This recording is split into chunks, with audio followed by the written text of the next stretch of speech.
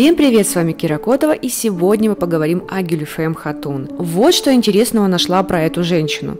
Как мы знаем, про Гюльфем очень мало информации, не сильно она отображена в документах того времени. Собирать про нее информацию приходится по крупицам.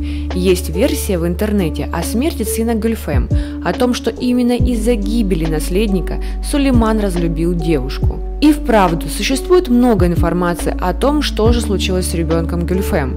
Кстати, мнений у историков много. Кто-то пишет, что у нее было 2 сыновей, а кто-то, что 1. Но смерть всех наследников относят к заболеванию оспы. Есть другая версия. Насколько она правдоподобна, нам стоит с вами разобраться.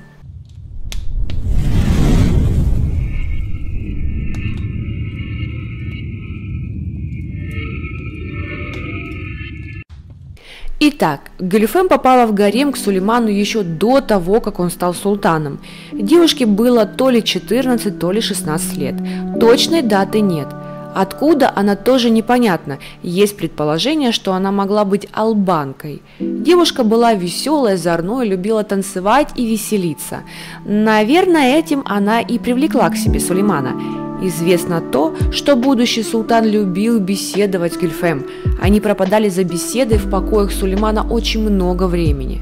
Гюльфем была любимой и неоспоримой фавориткой, даже несмотря на то, что у нее была соперница, первая женщина султана.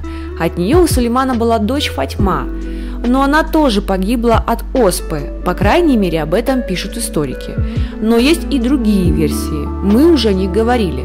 Можете подробнее ознакомиться по ссылке выше или по ссылке в описании к этому видео. После того, как девушка узнала, что она ждет ребенка, Сулейман засыпал ее дорогими подарками.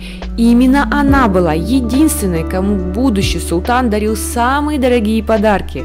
Хатун мечтала родить мальчика, и ее молитвы были услышаны. Она подарила наследника Сулейману. Все были очень рады первому шахзаде. Но счастье Гюльфем было недолгим. Девушка не спала ночами и оберегала мальчика. Именно так рассказывают в этой версии. Султан же назвал своего сына Мурадом. Гюльфем сама вставала к нему по ночам, отгоняя всех нянек.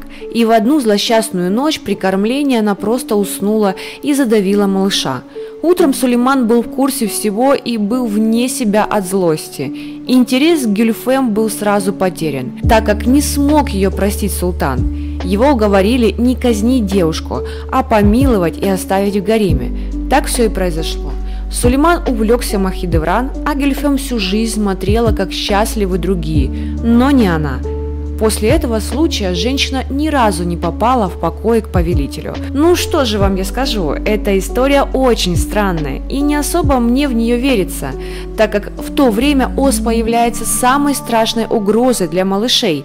Многие шахзаде погибали от нее.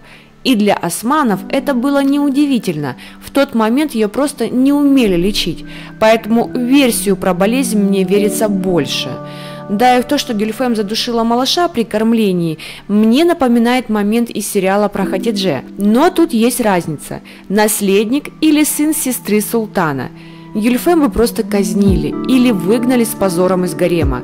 Но это не важно, так как документально подтверждено, что с Гюльфем у Сулеймана были теплые отношения. И есть большая вероятность того, что Гюльфем снова была его любимой после смерти Хюррем. Так что эта версия, мне кажется, высосана из пальца и не может существовать. Как вы думаете по этому поводу? Давайте обсудим это в комментариях.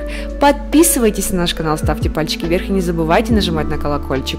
С нами будет еще интереснее.